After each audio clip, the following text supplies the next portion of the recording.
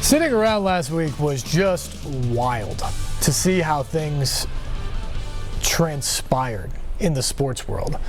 And I mean, I think about it. Monday night last week on this program, we were talking about Belmont winning the OVC championship and heading back to the NCAA tournament for the 9th time, 2nd year in a row. And if you had told me a week ago tonight that Belmont team's season would be over and that there would be no NCAA tournament and no one would be filling out brackets today, I would have laughed and laughed and laughed. It didn't seem like that could even be possible given the information we had last week at this time, which tells you how much the coronavirus situation has taken over. Obviously, it's dangerous. It's very transmissible. It is certainly lethal in some cases. And now the country, individual communities, states, all that, trying to figure out how to keep it under wraps. As they say, you're not going to stop it at this point, but can you slow the curve and prevent it from being a widespread panic that takes over the health system? I don't think anybody was thinking that this time last week, and that's what made the events of the next few days so crazy. To see all of the conference tournaments canceled, to see all of the major sports leagues suspend their seasons or delay the start of their season. Even today now, the NFL draft says there will be no public events in Las Vegas. They plan to hold the draft. However they're going to get that done, still have teams make their selections, but it's not going to be the show that's been over the past few years. Certainly nothing like it looked like last year here in Nashville. And think about this for a second. The original bid for Nashville for the NFL draft was for 2020. That's when they wanted to hold it. And the NFL actually asked them, can you move that up a year? And Nashville said, yeah, sure, we'll get it done. So that's how Nashville ended up getting 2019. The original bid was for 2020. Could you imagine if this city, when you think about it, 600,000 people came here last year for the draft. If you lost that, I mean, everybody's going to hurt. The individual small businesses, the restaurants, the bars, the servers, people who cut hair, everybody who sort of works on a freelance or makes money for themselves, basically, is going to be hurt by this. Even bigger businesses, TV stations, healthcare providers. Well, actually, they may be the ones that come out okay on this, but big businesses are going to get hurt because people aren't going to spend as much money in this time if they're stuck at home and uncertain about what the future is. So a lot of people are going to be hurt in this. But, man, if you think about last year and what potentially could have been lost here in Nashville, it could have been worse here. And that's what Vegas is going to have to deal with now because they're going to lose out on all the fans coming for the NFL draft and other events that they have. But just a crazy, crazy time that we've never seen before as a country, let alone as a sports community. And we tried to sort of put together the timeline of just how crazy it was when it went from thinking everything was status quo and going on as planned all around the country and the NCAA tournament and other things would be fine to no more Masters, no NBA, no NHL, no MLS, Major League Baseball suspended, NFL changing things, no more college basketball, no March Madness. Just like that. And it was so quick. So we take a look now at the timeline, the way things played out last week in front of all of our eyes. The National Basketball Association, tonight's game has been postponed. The abrupt cancellation of the Jazz Thunder game Wednesday night and the subsequent suspension of the entire NBA season triggered a string of cancellations throughout the sports world in light of the spread of the coronavirus. Tennessee's season abruptly ended at 17-14 when the SEC pulled the plug on its tournament here in Nashville Thursday, an hour before Tennessee was supposed to play Alabama. I'm just happy because I do know that the right decision was made for those guys because they really hadn't had a voice in it. And the fact is, they were wondering if we were going to do the right thing. We have a public health situation in this country and across the globe that is emerging. I have a responsibility to care for people, both our staff, our student athletes, our coaches, and our fans, and we made the best decisions possible. It was the necessary decision given the current health climate, but it was a difficult one for SEC Commissioner Greg Sankey.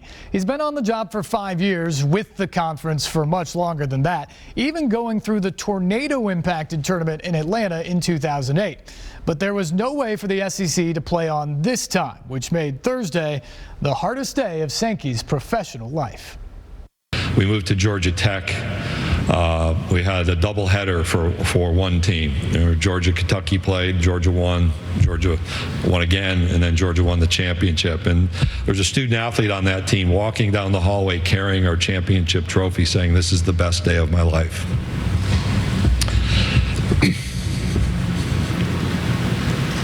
I have felt a responsibility to give another team that opportunity.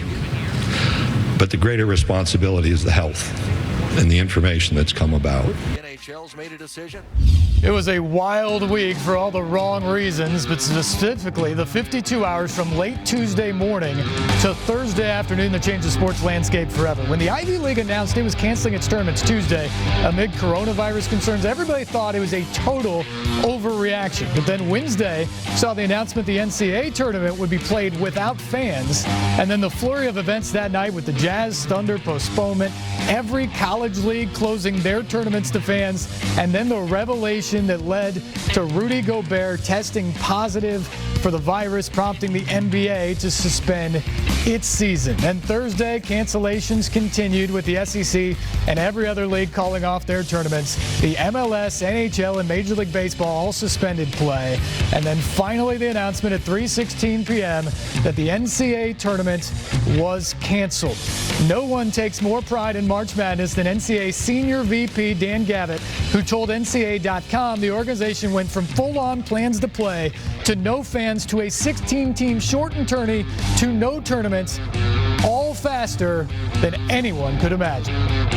Personally, it's probably the worst professional life of my career, which I know just pales in comparison to the emptiness that all the players and coaches are feeling right now. I just can't get out of my head how disappointed, devastated they are not to have a chance to play for national championship, not to have a chance to play, an NCAA basketball tournament. So we all feel that, and that sadness and that emptiness, and empathize with all those players this year who don't have that opportunity. Yeah, Dan Gavitt, the guy who's in charge of the NCAA tournament for the NCAA itself. Certainly a tough day for him and so many people at the NCAA when they had to make that decision. Tough on all of us. I mean, just a tough thing. And I will say this. First and foremost, the health of people is the most important thing when you look at all this. But I think there is a role of sports in this time. And that's why I've seen a lot of people talking about, the NFL shouldn't be doing their free agency right now because we're in the middle of a crisis in the country. Until the issue actually comes out from Washington or wherever that we're not allowed to leave our homes, that we're actually shut in for this because we have to do it, I think people have to live their lives. Now, I'm not saying that you go to the bars and all that. That's proven that is very bad for the situation we're in. But you can't shut down work and productivity and all those sort of things. You've got to find a way to do it while incorporating some of the social distancing that they are talking about to try to slow this thing down. And for the NFL, they've put in rules. None of these meetings that are happening with free agents or agents are happening in person. They're all on the phone and via emails and those sort of things. They're not bringing them in to talk. They've shut down facilities. So if owners and GMs and coaches are in the same building and all that, talking to people who are at home with their families, that's business as usual. And frankly, all the rest of us need the reprieve. We're hearing nothing but coronavirus. We're hearing nothing about other than the bad stuff. And you need to hear that. You need to hear what you need to know to arm yourself and be smart about what's in front of us. But at the same time, at some point, you've got to be able to sit back and enjoy something. And NFL free agency gives you something to talk about. It gives you something to debate. It gives you something to think about. And that's what I wish the NCAA tournament would have done. One, I wish they would have chosen to postpone, not just outright cancel. Because if this could come under control and we could have May Madness in 8 weeks or whatever it is when they do think maybe this will happen, why not? Even if you have to play it in one site, maybe with no fans, why not do it? I think America would embrace that one. But two, why not just release a bracket too? You reward the teams that deserve to get in, like Rutgers, who never makes the tournament. Never makes the tournament. They were going to get in this year. Now they don't get to claim an NCAA tournament because there is no NCAA tournament. Give teams like that the reward. Give the people of the country the chance to debate the tournament and the seeds and who got it and who would go where and all those sort of things. Because it would be something to be excited about in a time when there's not much to be excited about. And so I understand the process. I certainly understand the health and safety aspect of it. But I do wish they would have taken a little longer. You saw the timeline there. I mean, from the time people were canceling conference tournaments last week in the moment to the NCAA tournament canceling the entire tournament was just a couple hours, 3 hours. Could they have taken a break? I think they could have. Could they have thought about it and tried to make it easy as possible on the public? I think they could have done it better, and I wish they did. I wish they just took that moment because we need things to talk about right now. We'll take a break. We'll be back.